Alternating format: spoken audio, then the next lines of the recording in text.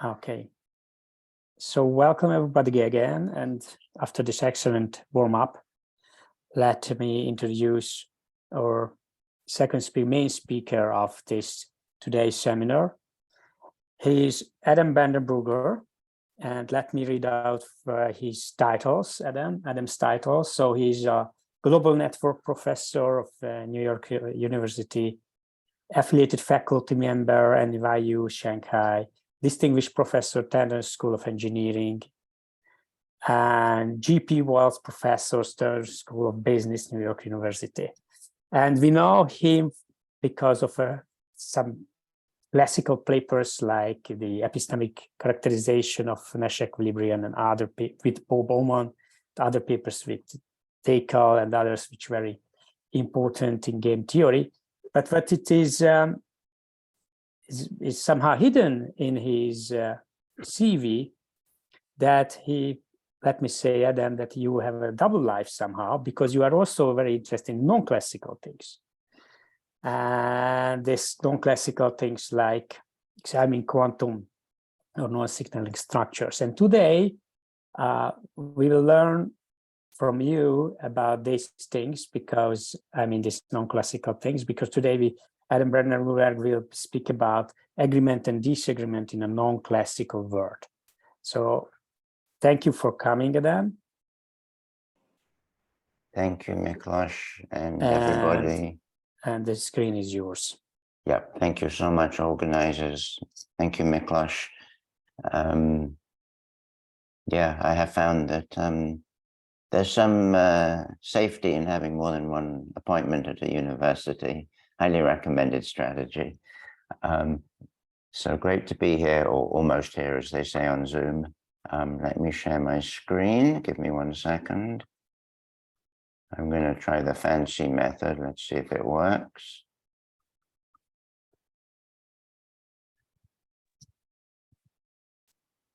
Okay.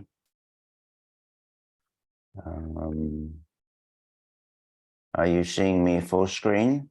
Yes. Excellent. Okay. Okay. Thank you again. Great to be here. So this is also a very exploratory talk. Work with my co-authors, Patricia Contreras Tejada, Pier Francesca Lamora, Giannicola Scola, and Kai Stevenson. And let me start in a very classical space with a reminder of the classical agreement theorem due to Robert Aumann. Familiar to everybody, I'm confident, but let me just quickly state it so that we know what we're going to be doing later. So we consider our two agents, Alice and Bob, starting with a common prior. They receive typically different private information about the true state. They form their conditional, or if you like, posterior probabilities of some common underlying event of interest. And Aumann's very famous theorem states that if these two values for the posteriors are common knowledge between our two agents, they must be equal. And here by common knowledge, we mean the usual thing, that both agents know an event, both know that they know it, and so on indefinitely. So this is a theorem, of course, but I think it's also interesting to think of it as a potential kind of consistency requirement, in the sense, as I say on this slide, that it has implications for trade and equilibrium, as noted here, that you might think of as, in some sense, necessary for a theory. Perhaps I mean by that a normative theory to yield. So I've talked here about three such desiderata, if you like, of a classical, perhaps even normative theory, all famous results due to Sabinius and Giannakopoulos concerning betting between risk-neutral agents, a famous theorem by Morgan and Stokey, and then an application to game theory. I'm confident this is review for everybody. I just want to emphasize this idea of agreement being something that we might impose as a requirement on a system later on. So we'll come back to that idea. Okay, so the next slide, probably pretty much all of you have seen. This is just a reminder that when we say common knowledge in the agreement theorem, we really mean common knowledge. We don't mean high order mutual knowledge. This point was really first made in a classic paper by Giannakopoulos and Polymakakis in 1982. This is a simplified later example, courtesy of John Giannakopoulos. So I'm slightly changing the rules here relative to the talk in that we have a countable state space. You can see it forms this kind of staircase that goes down to the lower right. The prior probabilities are indicated. Alice observes the rows, Bob observes the columns, and the event of interest is the yellow stripe, the states that are sitting inside the yellow stripe. And so you can see Alice's conditional probabilities, regardless of what information she might get, are always 2/3. And for Bob, his conditional probabilities are always 1/3, excepting if he were to receive information equal to the first column, in which case he would put conditional probability 1 on the event of interest. So now I'm sure you know the trick. What we do is we take the true state to be a long way down this staircase, somewhere to the southeast. And depending upon how far down we go, we will have an epistemic state in which there is high order mutual knowledge that Alice's posterior is 2/3 and Bob's is 1/3. In other words, high order mutual knowledge that the two agents disagree. We won't have common knowledge because in checking whether or not common knowledge obtains, we will eventually hit Bob's first column, and there we have a conditional probability of 1 rather than 1/3. So this is a nice clean example just to remind us that what we mean is truly the full force of common knowledge in the agreement theorem. Excellent. So as Miklos said, my talk is going to be about non-classical settings. Let me talk about 2 reasons to depart from the classical setting. One is a little bit of physics, but I emphasize this will not be a physics talk. We'll do a little very simple self-contained exercise along those lines in a minute. And the other is going to be, I put it out there up front, distinctly speculative in terms of what a new decision theory might look like. So starting with the physical domain, it is fully established that in the world of quantum phenomena, classical probabilities cannot be used to model the outcomes of all experiments.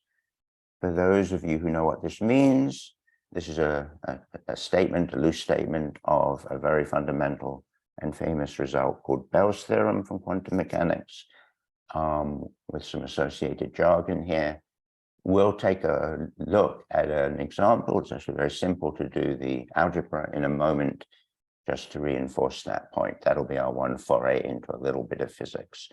And we will get a clear sense of why the classical Bayesian model of probabilities does not apply there.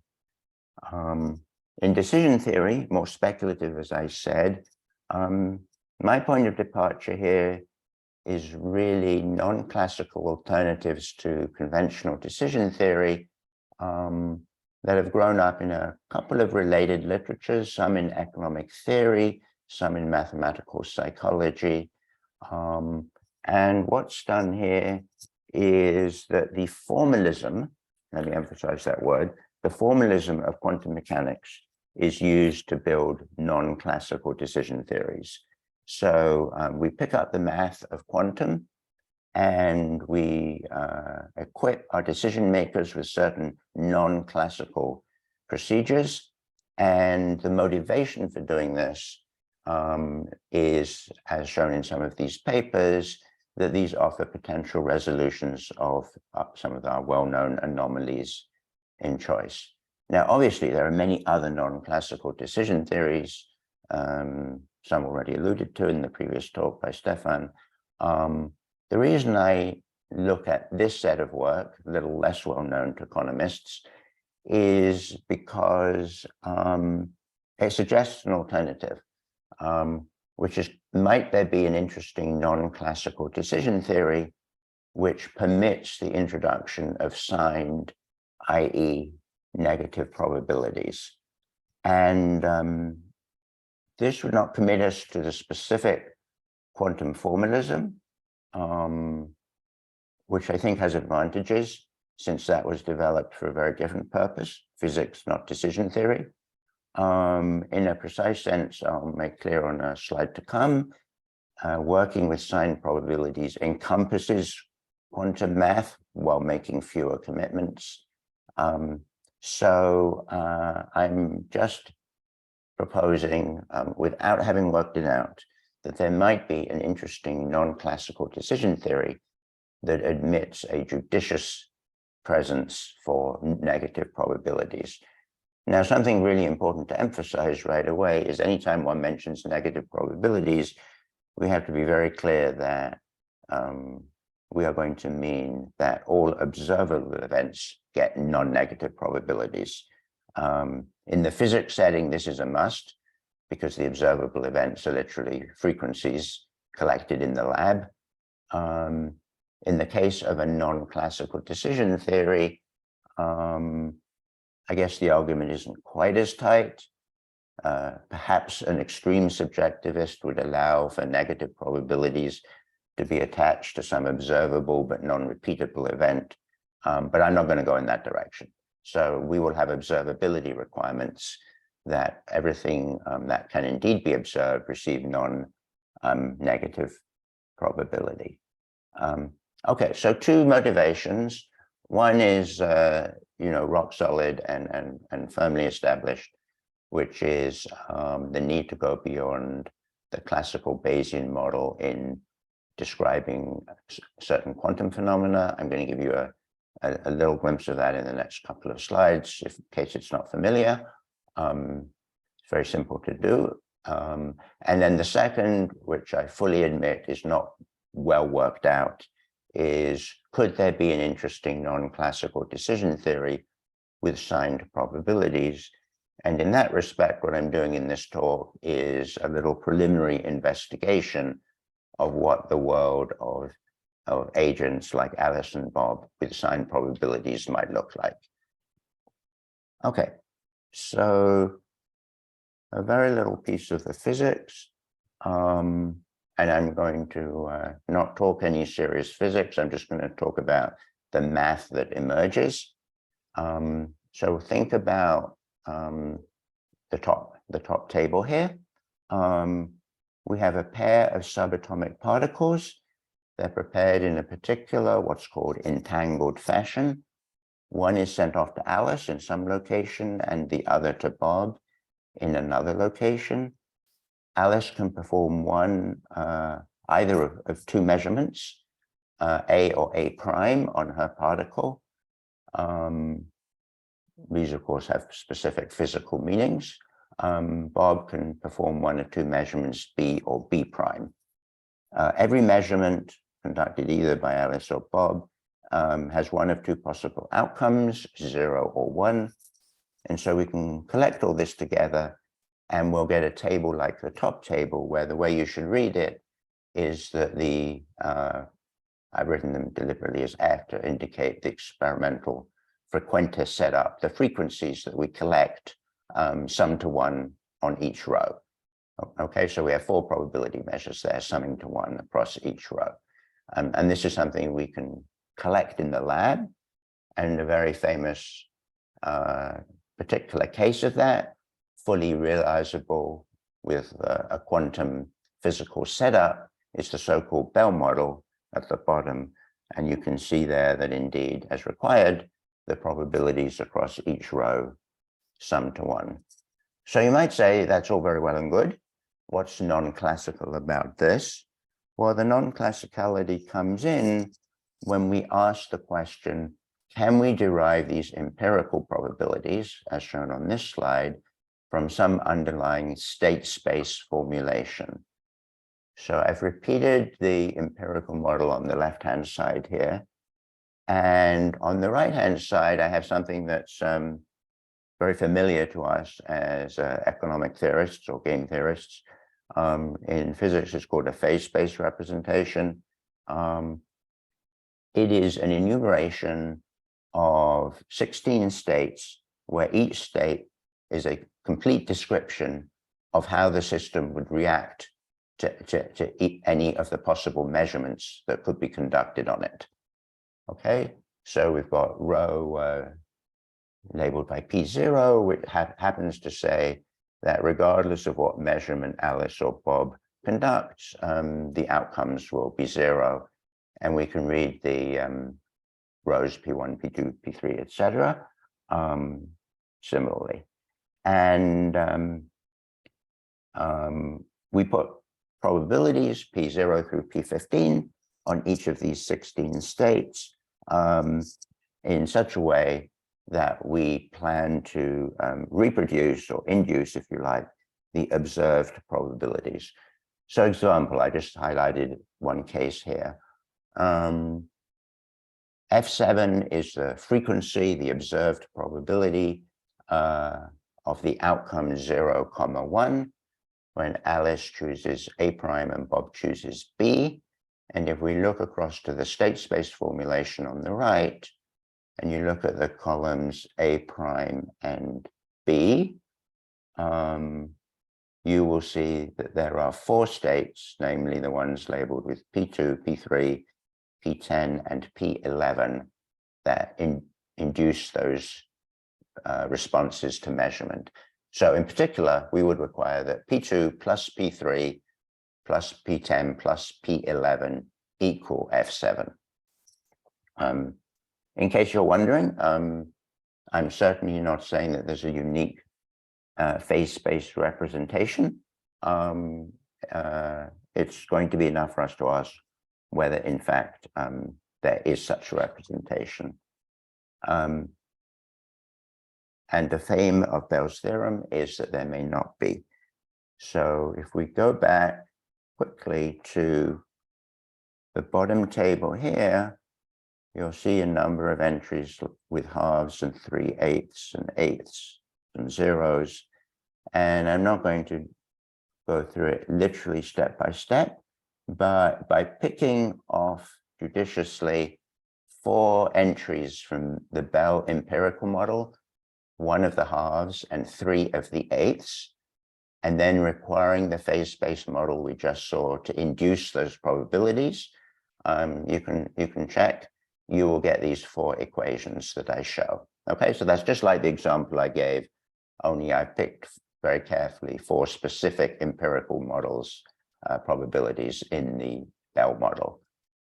So what we then do is add the second, third, and fourth equations to give the long display indicated.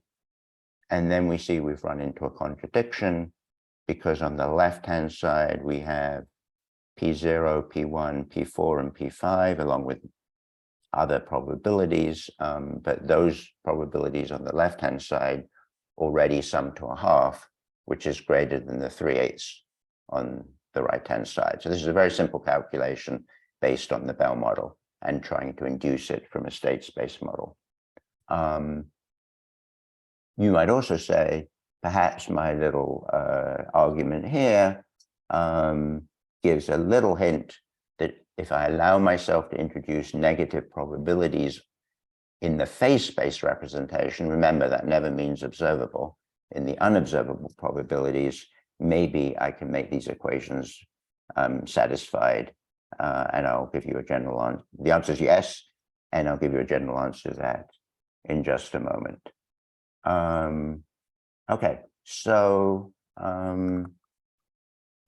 I can't resist, sorry, let me just go back 1 second. I wanted to mention one more thing at the bottom of the slide, what I just alluded to. So you might ask, what is the full scope of introducing negative probabilities on phase space? on our underlying state space. And there are various theorems in that respect of varying generality. I'm quoting one here with a colleague, Samson Abramsky. It's quite a lot more general than the setup I've actually shown you. And the answer is introducing signed probabilities on phase space precisely allows us to represent all empirical models. Remember, the empirical models are just these pictures that satisfy a particular condition called no signaling. I will say briefly what no signaling is. It's very simple, but I'm not going to go into detail on the theorem. No signaling says if we're looking at an empirical model and we fix Alice's choice of measurement, so she's choosing A, say, the marginal on her outcome, so the marginal probability on her seeing 0 or 1, is not affected by Bob's choice of measurement, not affected by whether Bob chooses B or B prime, and vice versa. And fact, the set of so-called no signaling models strictly includes the models such as the Bell model that are realizable in quantum systems. So the answer is the introduction of signed probabilities allows us to capture all, but actually more than all, quantum systems of the type we've been looking at.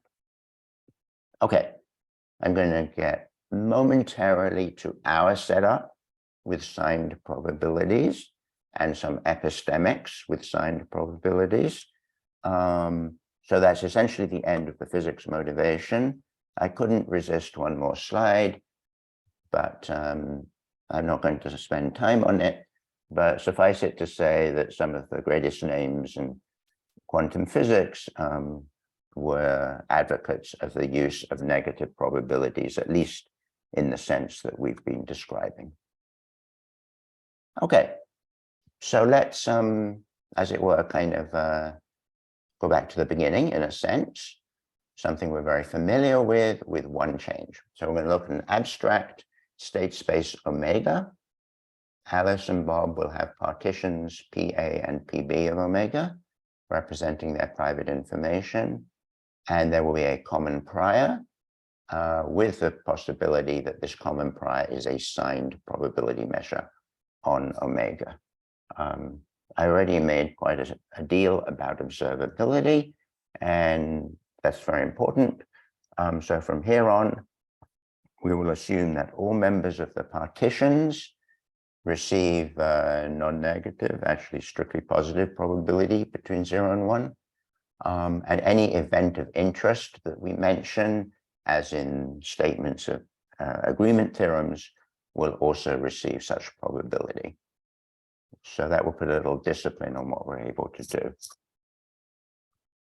Let's do a warm-up example to see what might be different about epistemic with signed versus unsigned probability. So the picture represents our state space. We've got these 4 points. The prior probabilities are shown. Evidently, there's a negative probability on one state, omega 3.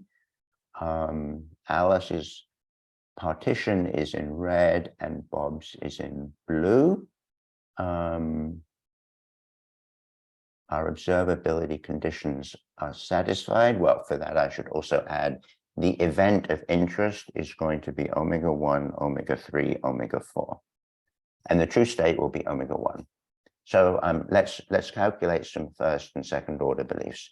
So at omega 1, what is Alice's conditional probability of E? So we can just follow the usual formula and form her probability of omega 1 intersection E divided by her probability of omega 1. Of course, that's going to be 1. Alice assigns probability 1 to E. What about Bob? Well, at omega 1, he has that blue oval. The conditional probability that he assigns to the event E, which is omega 1, omega 3, omega 4. You can see that in the intersection of E with his partition element, we get the states omega 1 and omega 3, and those sum to 0. He's conditioning on his partition cell, which is well-defined and positive. So his conditional probability of E is 0. Okay, nothing so far is non-classical. All of that could have happened in a classical setting. But let's go one more step. What's the event that Bob does assign probability 0 to E? Well, we've just seen it consists of his first partition element, the blue oval, omega 1, omega 2, omega 3. At omega 4, he assigns, in fact, probability 1 to E, so omega 4 is not included. So I've used the notation G. G is the event that Bob assigns probability 0 to E. And now, a key step, what is the probability that Alice assigns to Bob's assigning probability 0 to E? In other words, to Alice's assigning probability 1 to G. Well, G is omega 1, omega 2, omega 3. And the intersection of that with omega 1 is again omega 1. In other words, Alice assigns conditional probability 1 to the event G. So let me put that in plain words. At omega 1, let's focus on Alice. She assigns probability 1 to E. She also assigns probability 1 to the event that Bob assigns probability 0 to E. Let me first give this a label, which I kind of like. Let's call this singular disagreement, sort of a riff on mutual singularity in probability theory. And then let me leave as a homework exercise that if our prior was non-negative in the usual way, it would be impossible to bring about this epistemic state. Okay, so just to reinforce, it's not, of course, that Alice and Bob disagree. It's about the beliefs of Alice. It's that she simultaneously assigns probability 1 to an event and probability 1 to the event that the other agent assigns probability 0 to that event. So that is non-classical, so I'm claiming. Of course, we want to go beyond this. We want to talk about agreement theorems in a non-classical world. So let me introduce what we need to do that. So we need to move to higher order beliefs. And at the same time, I'm going to make a switch of modality relative to the classical agreement theorem. And I'm going to make a switch from knowledge to certainty. So the distinction is there at the top of the slide. This could be an entire talk in its own right. This is, some people say, not too big a distinction in the classical world between these two modalities. Those of us who engage in epistemic game theory tend to have strong feelings about the choice of modality here. At least two of us in this seminar, since I saw Pierre Paolo was here, I think would argue strongly for a belief-based modality. But I really can't get into that. The main point at the moment is we're going to see that it really matters in a non-classical setting, in a non-classical probabilistic setting, what modality we choose. And I am going to argue that the more meaningful one is the certainty modality. But I'll explain the difference as I go. Okay, so we know the difference between knowledge and certainty at the top of the slide. Using certainty, we can define in the obvious and familiar way what it means to say that it is common certainty at a state omega star that Alice assigns probability QA to E and Bob assigns probability QB to E.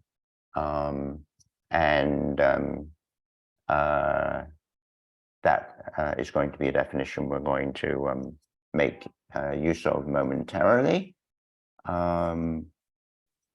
So a little more on the relationship. So a little thought, I even wrote a little proof out in the slide here, tells you that common knowledge is a stronger epistemic condition than common certainty. As I said already, sometimes people don't make a big deal of this distinction in the classical domain, although some of us do. Crucially, since, as I said, I am going to explore common certainty, we need to establish the classical baseline. So there is a classical agreement theorem with common certainty. I'm sure many of you have written it out for your own benefit at times. It's actually a beautiful little argument. It's a little different from the knowledge-based proof. But just so we know the baseline, agreement holds equally with common certainty as it does with common knowledge. So we're pretty much ready now to say what's going to happen if we take these ideas to the non-classical domain. And I'm going to be looking at common certainty in detail, but I should tell you what happens if we were to continue to use common knowledge in the presence of signed probabilities. So if we were to do that, which is not where I'm going, this is an aside, we would actually get an analog to a non-classical analog to the classical agreement theorem. It turns out that you can just rerun, as I indicate here, the argument for Aumann's original theorem. I hope I'm talking to the people who are kind of in on this.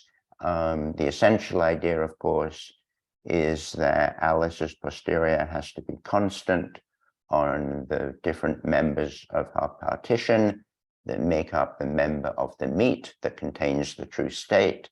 And you then take a convex combination, which is therefore the same amount, the same quantity. Well, if you have a signed measure, you take an affine combination, so nothing changes. Now, I mentioned this theorem with half a view to not including it, because I don't think it's really the right theorem in the non-classical case. First of all, it doesn't even need observability, which I think is a little bit of a hint that it's not really doing what we're talking about. And secondly, there's no interaction between, knowledge and signed measures. And I think the modality of how our agents think should be reflective of the probability system that they're using, the probability theory that they're using. So I mentioned this for thoroughness, but where I really want to go is this slide, which is for my co-authors and myself, the exciting slide. So here is an example where we claim with a signed probability measure, a signed prior, with all our observability conditions satisfied, you nevertheless can have common certainty of disagreement. So this is obviously a very sharp break from the classical case. So let me try to argue it through. Obviously, I'm not going to write down the formal induction, but I think I can give you the idea of the proof. Okay, so a couple of comments. The event of interest is omega 2, omega 4, omega 5, omega 6. So it's kind of the states in the middle there. The true state is omega 5. We think of epsilon and eta as kind of small enough, it'll be clear what that means, and unequal. Okay, so let's start calculating. So at omega 5, what's Alice's conditional probability to E? Okay, so for that, we look at the conditional probability formula, and she's going to have a calculation that has a half minus epsilon in the numerator and a half in the denominator, right? Her total probability of her red partition cell here, omega 1, omega 2, omega 5 is a half, and she assigns probability a half minus epsilon to to the intersection of that with E. So that comes out to 1 minus 2 epsilon. So just to repeat, at omega 5, Alice assigns conditional probability 1 minus 2 epsilon to E.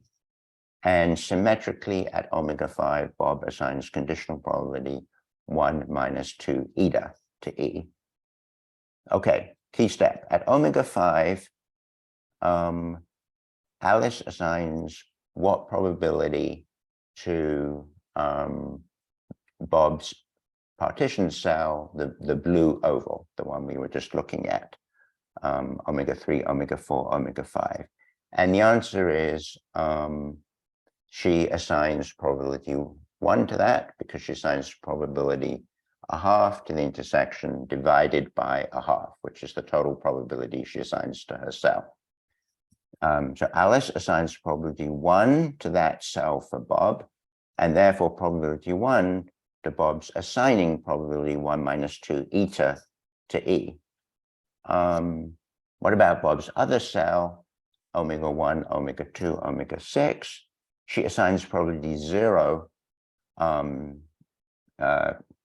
conditional probability 0 to that cell, and therefore 0 to what Bob's probability of E would be in that case. It would actually be 1 minus 2 epsilon. I have just said, to sum up, that Alice is certain that Bob assigns probability 1 minus 2 eta to E.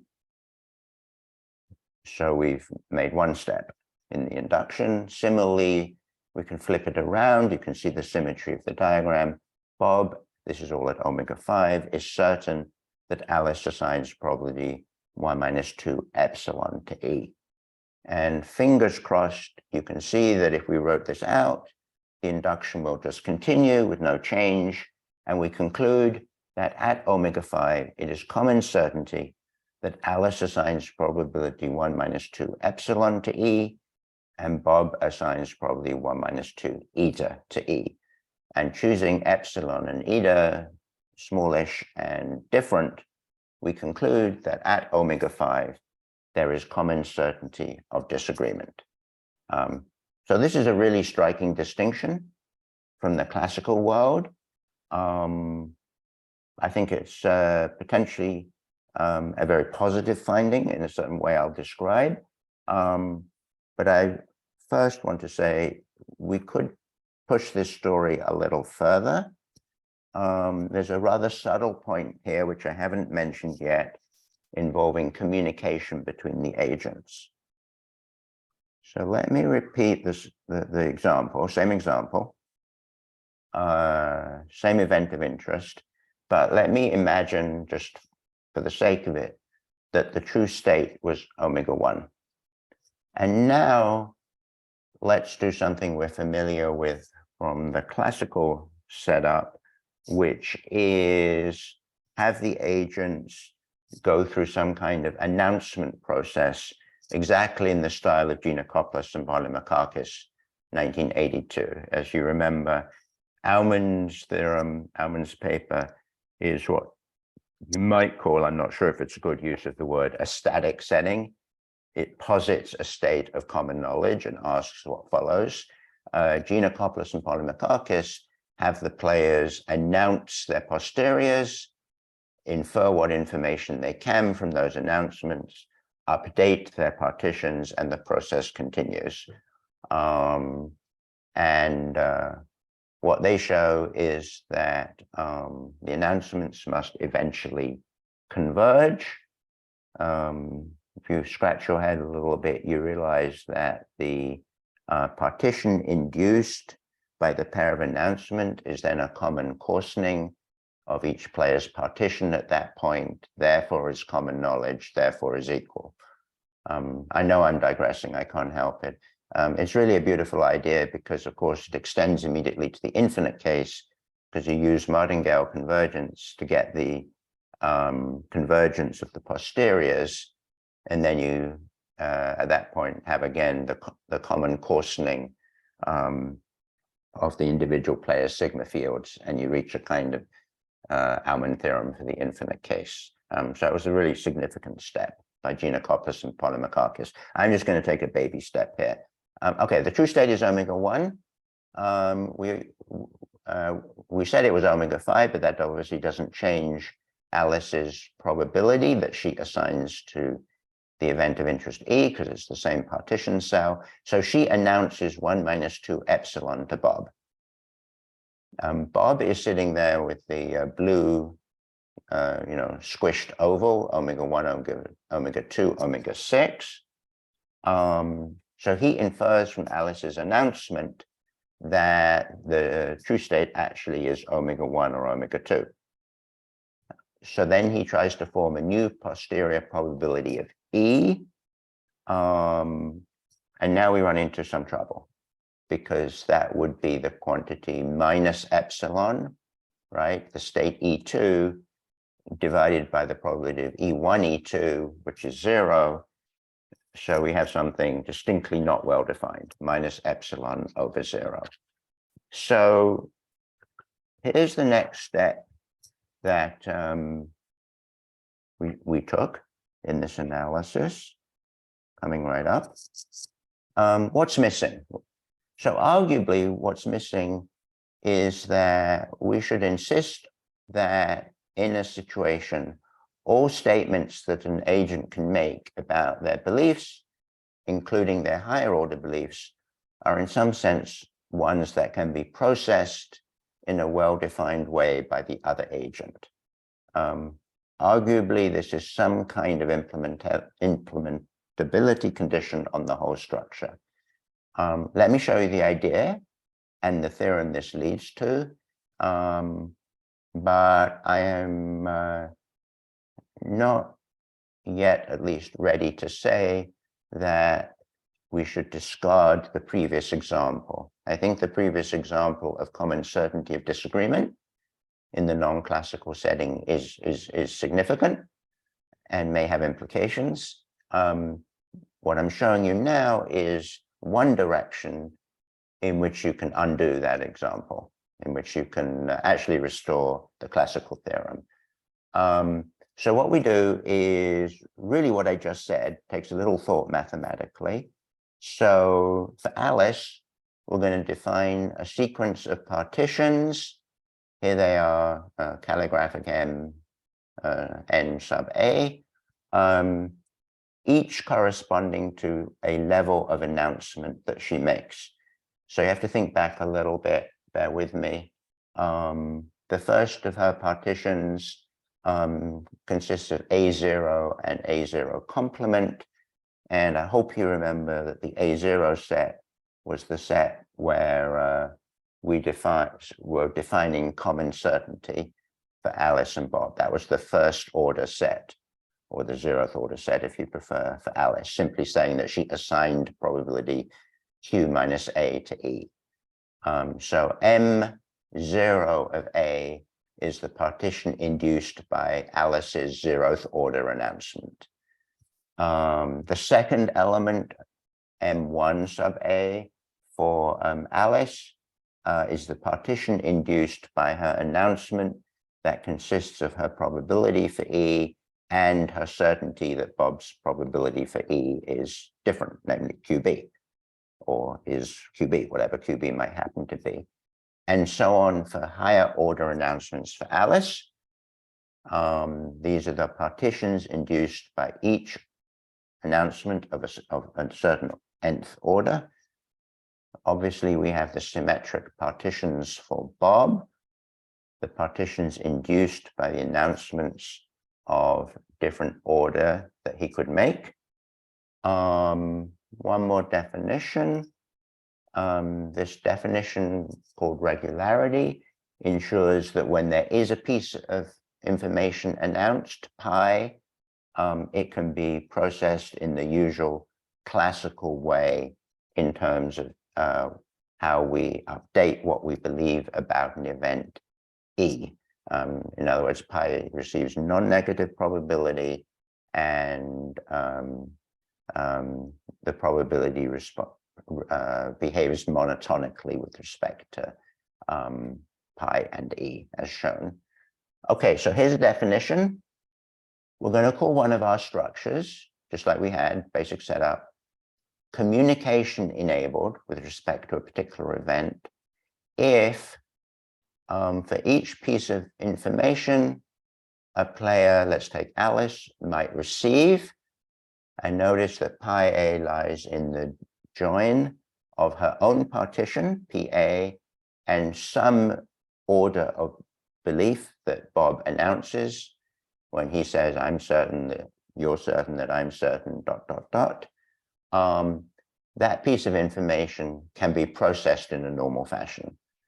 And similarly for Bob. So I know that's a little bit of a mouthful, but the idea here is to insist on a meaningful, I think it's really synonymous to say classical way of processing announcements that the players could go ahead and actually make about their beliefs of various orders.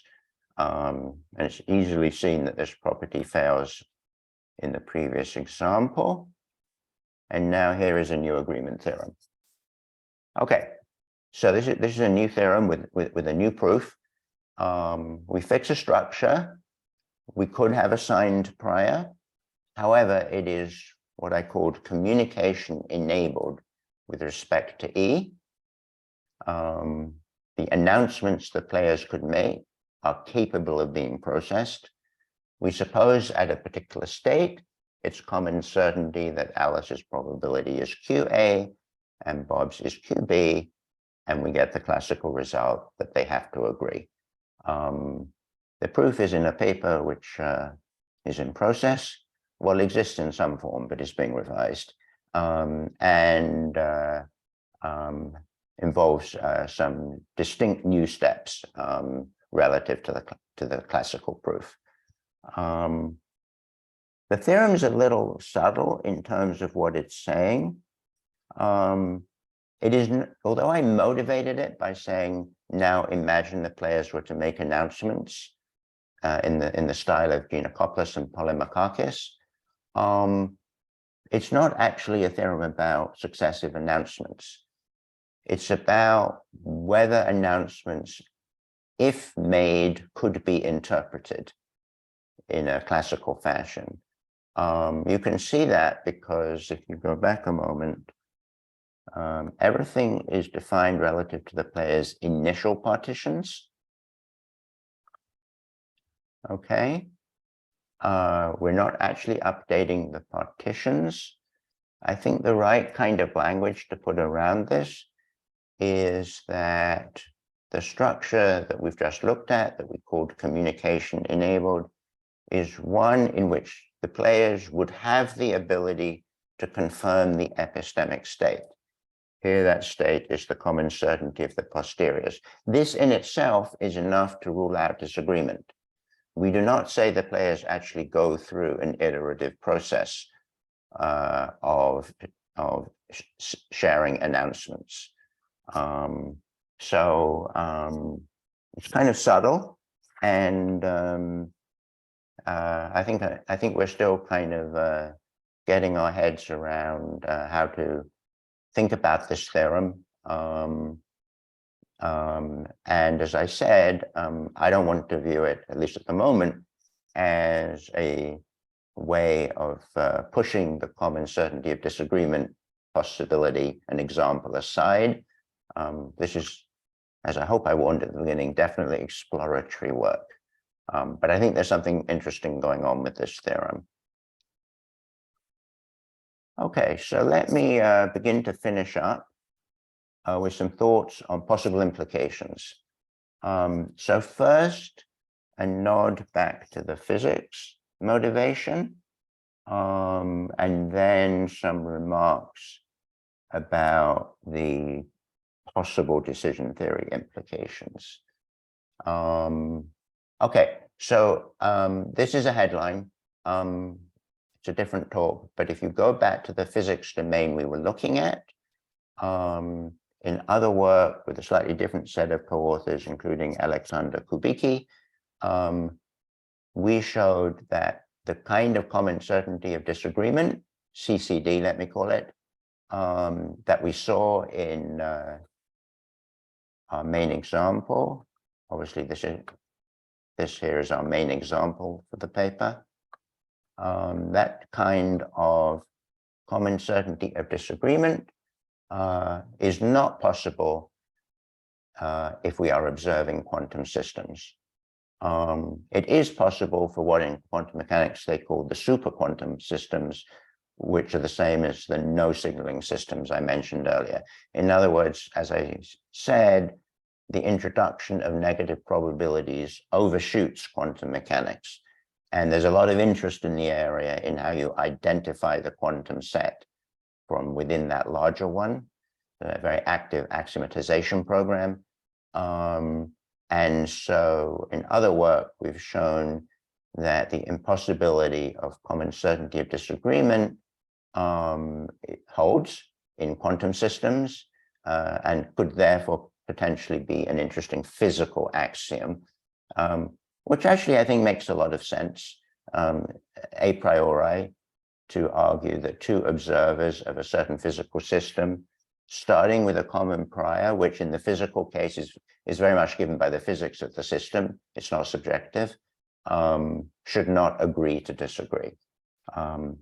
So that's in other work published at the bottom of this, as shown at the bottom of the slide. Okay, so let's go to decision theory. Suppose we equip our agents with signed probability measures, absolutely imposing some notion, which I don't have for you. That will be a better talk, which unfortunately is not today's talk, of requiring non-negativity on some suitable notion of observable events.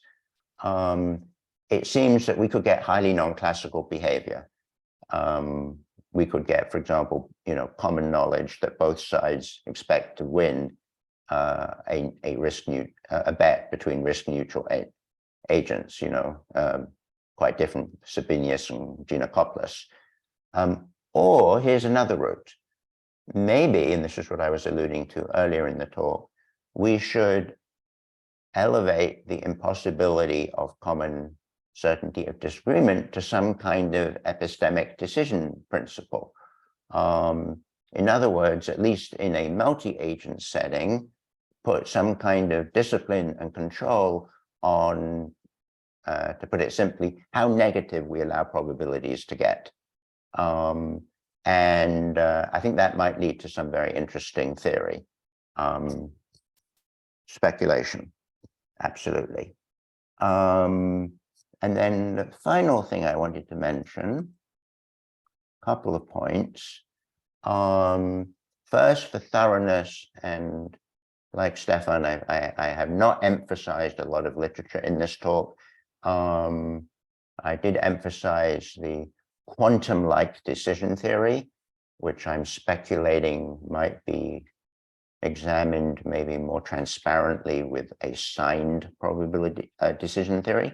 There are some papers, they're referenced at the top of the slide here, that have explored Aumann's agreement theorem when you enter a quantum-like realm. Let me be very brief here. They're actually quite hard papers for me to understand fully. But evidently, they are different from what we are doing here. They allow common certainty of disagreement, even for observers of quantum systems. And I think the answer is that they build in more quantum-like features to how their agents actually behave. And then my second point here, with a big thank you to Miklos, who brought this up in an earlier version of this talk that I gave, which I think is super interesting, maybe has the answer already, was maybe we should strengthen or could strengthen the belief modality to something like, I just made the term up, Alice is fully certain of an event if all events in the complement of E receive probability 0. So we're in the signed probability setting, but this is obviously more restrictive than the way I have defined certainty in the signed probability setting. And we had a little exchange about this, and I guess my sort of desire would be to explore this route by developing a preference-based definition of full certainty In other words, having a decision theory with signed probabilities, like I keep saying, and then we would come up with some preference-based definition of full certainty, akin to the way we define null events through triviality of conditional preferences, a la Savage null. So I think there could be some really interesting developments there. And maybe it's obvious, maybe it isn't. I haven't tried to think about it. But what would happen to agreement theorems in the non-classical world if we are indeed allowing signed probabilities on unobserved events, but we play with this certainty modality? In particular, we might tighten it up along these lines that Miklos so, I think, cleverly suggested, and maybe there are other ways too. So I have one more slide. Thank you. Thank you. Pleasure having the opportunity to present. Thank you very much. My pleasure. So colleagues, questions, remarks? Yes, may I ask a question? Of course, I'll try to answer. Yes, so you've stated that in the classical realm, there's no disagreement, and that extends fully to the quantum realm. However, you said when we go to the superquantum, then that fails, right? Yes. Does that draw a bright line, a tight line between the quantum and the no signaling? In other words, is it always the case that if it's a non-quantum or superquantum non-signaling, then that the disagreement theorem will fail? Great question. Let me think. So what we showed in the other work is that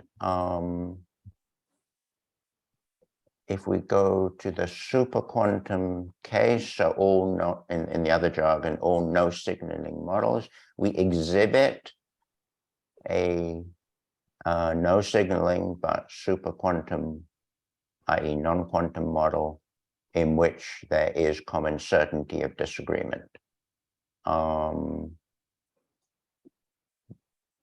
Maybe I heard in your question whether for any superquantum system, for suitable arrangement of information or something, we can be assured of disagreement. That I don't know. That was my question. Yes. Open question, not answered by the other paper I'm referring to. That was just a possibility result. So that if one wanted to rule out common certainty of disagreement as a kind of physical axiom, and actually I think it's very attractive when you think about physical systems, we know we're restricted to the quantum set, but I don't have a specific answer to your question. Good question. Thank you. Yeah.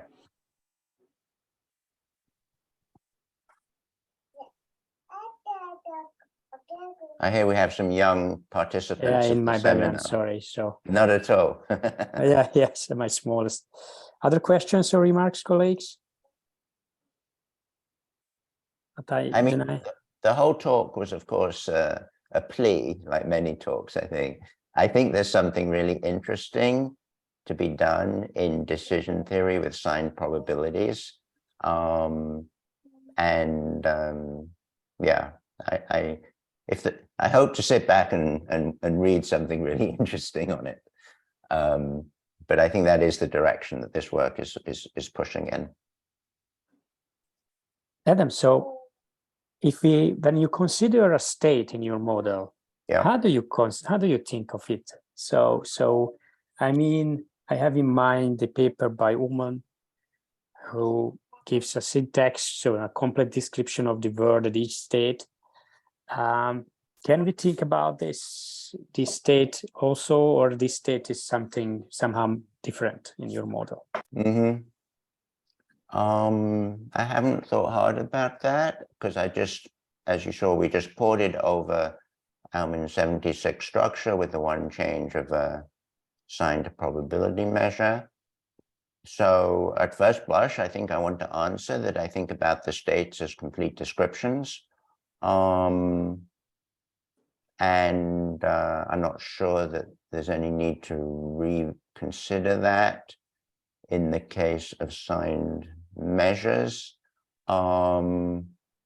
If we were to think about some kind of big state space, you didn't ask this, so I'm sort of cheating, but just to go off on a tangent, if we were to think about some kind of big state space, you know, some notion of universal or terminal or complete or something, then we'd have a lot of work to do, right? Because we'd be operating with signed probability measures versus classical measures.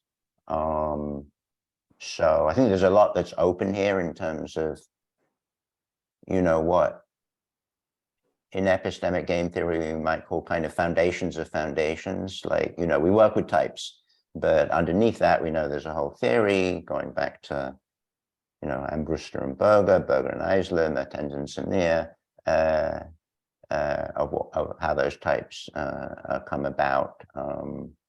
I have, that's a big door one opens, right? I have not thought hard about that. No, I have not thought about that at all. In the case of a world where we imagine our agents or players equipped with signed measures. And some appropriate notion of an observability structure on top of that. Yeah, I think that's, if people think this is interesting, I think that's one of the things that's wide open here. Yeah. And in the case of communication, so somehow in the classical case, so in this model, the interpretation of negative probability is something which you cannot observe, or in case of communication, you cannot communicate. So you cannot communicate an event if it has positive probability, which is negative. Right. So in this case, you can say that, okay, if the players cannot convince each other means that, you know, the convention doesn't hold because of the phenomenon you mentioned, because of the negativity or the zero in the denominator, then they can agree to disagree. So somehow it's about the power of convincing each other. So the possibility of convincing each other this thing. So can we interpret this result that, yeah, if the players can convince each other, then the convergence hold. If they cannot, because of technical reasons you mentioned, then they can agree to disagree. That's right. And I just feel I'm not ready yet, and I speak for my co-authors, I'm not ready yet to sign on fully to this slide I'm showing here, right, with the notion of the communication enabled structure.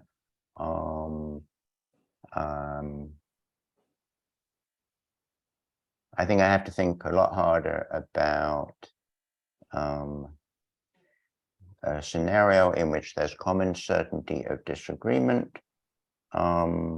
There's no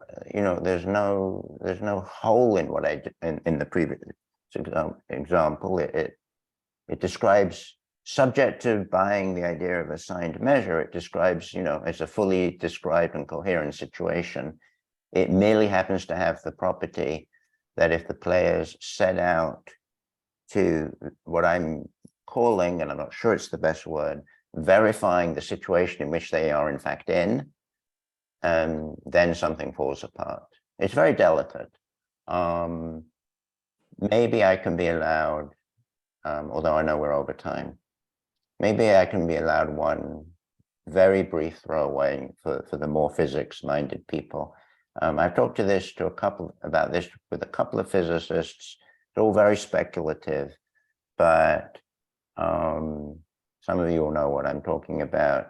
You have the double slit experiment. You see the interference pattern. Think of the interference pattern as broadly applicable to common certainty of disagreement, some wildly non-classical phenomenon. If you introduce apparatus into the double slit experiment that can detect through which slit the electron goes, the pattern disappears. And this is not because of some, metaphysical nonsense about I have to be there as a conscious being to observe it and write down the results.